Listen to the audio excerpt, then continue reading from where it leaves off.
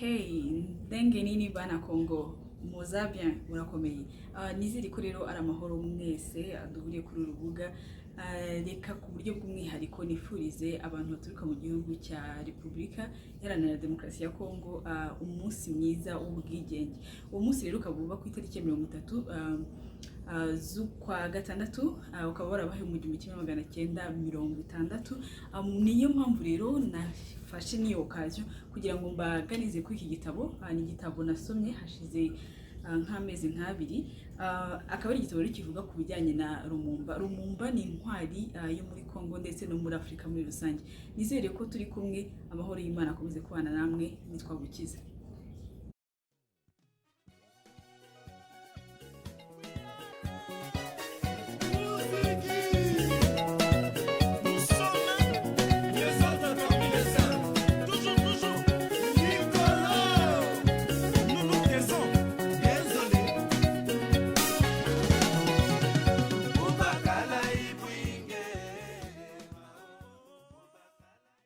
Maze kwibabwira rero, reka mbahe ikaze aho tugiye kuganira ku buzima muri rusange bw'uyu mugabo witwa Lumumba Patrice, twifashishije igitabo cyitwa Lumumba Africa's Lost Leader, kikaba cyaranditswe n'umugabo witwa Leo.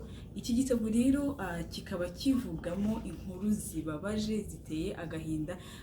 Atangira avuga ko kugira ngo Congo ise nk'imenyekana muri ibyo bihugu byo muri western countries harimo Europe na Amerika, ubundi iki gihugu cyavumbuwe n'umunyamakuru witwa Henry Stanley.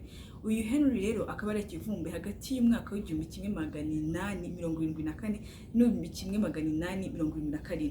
Amaze kuvumbura rero DRC, akaba yarahaye igitekerezo cye nyuma y'uko abonye ko DRC ari ubusitani bwiza bwakoreshwa mu kugira ngo haboneke amabuye y'agaciro, hakorwamo ibijyanye n'ubuhinzi, hakurwamo amahembe y'inzovu. Cyane icyo gihe muri Congo habaga 250 byibura by'inzovu, ariko se ubu wahabona zingahe?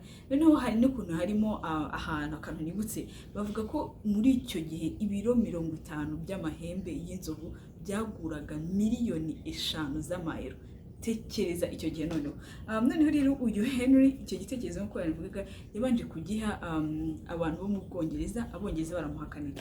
Bamaze kumuhakanira rero, aragenda igitekerezo cye agiha umugabo witwa Leopold wa kabiri, akaba yari umwami wo mu Bubiligi icyo gihe. Leopold rero akaba yaramuhaye amahirwe, aravuga ati nta kibazo, reka ngerageze ibyo bintu uri kumbwira ndebe ko bishoboka. Leopold ni umuntu wanzwe cyane muri Congo, kuko muri iki gitabo ndimo nifashisha kivuga ko Leopold yishe miliyoni 11 n'igice hagati z'abanyekongo, hagati y'1891 n'1911.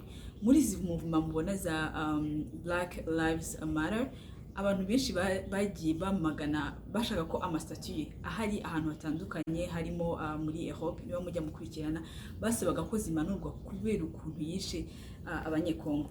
Ntabwo dutsinda rero kuri Leopold cyane ko turi bwibande kuri Lumumba. Naho Lumumba we yavutse mu 1925, akaba yaravukiye muri province ya Kasai. Muri icyo gihe rero avuka, abakoloni bategekaga abaturage ku buryo bafataga nk'umuturage bakamwohereza mu mashyamba mu gihe cy'amezi, agasiga umuryango we. Noneho igihe rero umuturage agarutse, ubwo babaga bagiye gukora iyo mirimo y'amaboko, igihe umuturage agarutse, iyo yabaga atazanye umusaruro ukwiye, bamwe babahanishaga kubakubita, abandi babahanishaga kubaca ibiganza. Kandebe ifoto nabonyemo hano, kuko ni ibintu bibabaje. Nkangaha murabibona, urabona ko uyu muntu, hari umuntu baciye ikiganza, noneho baha mugenzi we ibyo biganza nyine ngo abifate, baranabafotora ntabwo. Abandi nyine bagafata amaguru n'amaboko bakayabohera inyuma, bakahamara igihe kirekire. Ikindi kintu rero, dutarutse harimo ibintu byinshi, ariko dutarutse tuza kubona ko 6 ya Lumumba itangira ubwo yayoboraga sendika y'aba evoriwe. Abo evoriwe nibo abantu bagize amahirwe yo kujya mu ishuri, ariko ubwo ngubwo mwumve aba koloni bageze muri Congo mu 1800 abevuriwe batangiye kubaho mu 1950 nibwo batangiye kugira abihaye Imana bo muri Congo, nibwo batangiye kwemera abanyakongo nye ko bagira uruhare mu gihugu cyabo. Nabwo ntabwo ari ibintu bikomeye. Umuntu wari ufite amashuri yo hejuru akaba ari nayo Lumumba yafashe, hari ishuri rijyanye n'amaposita. Noneho amaposita rero bakigisha abantu kubara amafaranga, gutwara ibintu, ubwo nibwo bumenyi buhambaye bwari buhari. Noneho batubwira ko muri icyo gihe mu 1956 ubundi nibwo bwa mbere Lumumba yafunzwe. Lumumba afungwa ariko bwa mbere ntabwo yaziraga politiki. Ubundi Lumumba ntabwo byatangiriye politiki. Bo yari afite ubushake bwo kumenya. Yari umunyenyota nyine ukunda gusoma. Hano batubwira ukuntu yajyaga muri mu isomero nyuma y'akazi, batubwira ukuntu yakundaga kwandika, aza no kugira amahirwe yo kuba umwanditsi wa bimwe mu binyamakuru byo muri Congo, ndetse na bimwe mu binyamakuru byayoborwaga n'Ababiligi ariko muri Congo. Narindi kuvuga ukuntu Lumumba ubwa mbere afungwa mu 1956 yazize kurya amafaranga. Ntabwo yazize kuba umupolitisiye. Icyo gihe bamufunga rero akaba yaravuze ati njye amafaranga mumpa nta kintu yamarira, ntashobora gutunga abana banjye n'iki. Hagati aho Lumumba yari afite abagore 5, akaba nta muntu yigeze akamenya. Munsi y'imyaka 37 ubwo Lumumba yapfuye afite 37, yageze ku myaka 37 byibura agize abagore 5. Ntabwo ngo bose bajyaga bamarana igihe kubera ko ubuzima bwa Lumumba nyine bwari bugoye. Uyu munsi ari muri province yihe ahantu hatandukanye. Noneho rero nkuko navuga ku myaka 25 ubwo Lumumba yatangiye kwandika, aratangira aramamara. Mu 1960 rero 60 nibwo adusimbutse, nibwo Lumumba aza kuba premier ministre. Ariko mbere yuko tugera ku gihe Lumumba yabaye premier ministre, akaba ari ubwo bamaze kumufunga. Igihe yafungwaga nibwo yaje kugira impindura amatwara, akomeza gusoma, akomeza kwandika. Nyuma rero kumufungura Lumumba yagize niba navuga amahirwe yo kujya mu gihugu cya Ghana, aho Nkrumah yari amaze kubona ubwigenge bw'igihugu kiwe cya Ghana. Nibwo rero Lumumba yabonye ko ibintu bigomba guhinduka. Ikindi kintu navuga nuko Lumumba yagize amahirwe rwo kujya muri Europe. Umwami yaje kubasura, aramukunda. Amukunze rero avuga ati reka uyu muntu tumujyane muri Europe aze urugendo shuri.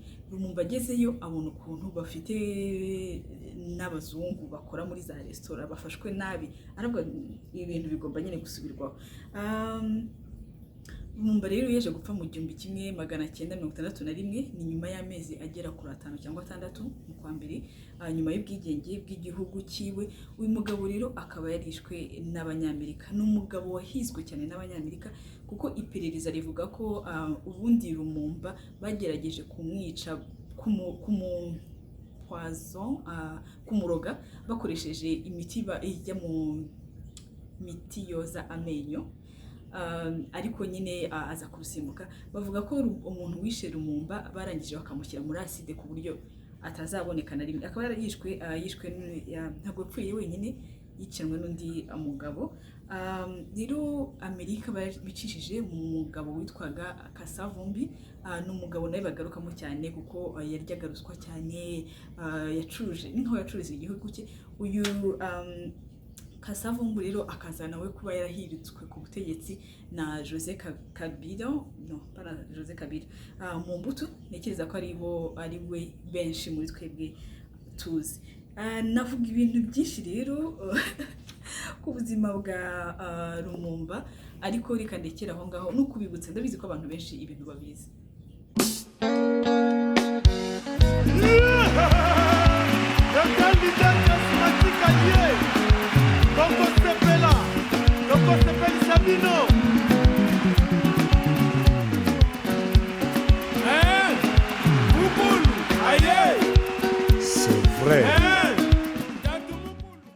Cyane rero niba wakurikiranye inkuru ncamake ku bijyanye n'ubuzima bwa Lumumba, nizere ko ukomeza kumererwa neza. Mu gihe rero tuserebra abakongole, niba hari indirimbo y'abakongole ukunda washyira muri comment n'abandi bakayumva, nanjye ndaza kubereka iyo nkunda. Ikindi koloni iracyahari, niba hari ingaruka yakugizeho, twese ntekereza ko yatugizeho ingaruka, ariko ntukomeze kwiheba, abantu barahari, gira uvugisha, gira usaba ubufasha, niba kandi hari n'icyo wambwira ndahari, wajya muri DM ukanyandikira, ndahari kugira ngo nkumve, kuko twese ntabwo tworohewe. Murakoze cyane rero, tokomonana, peace.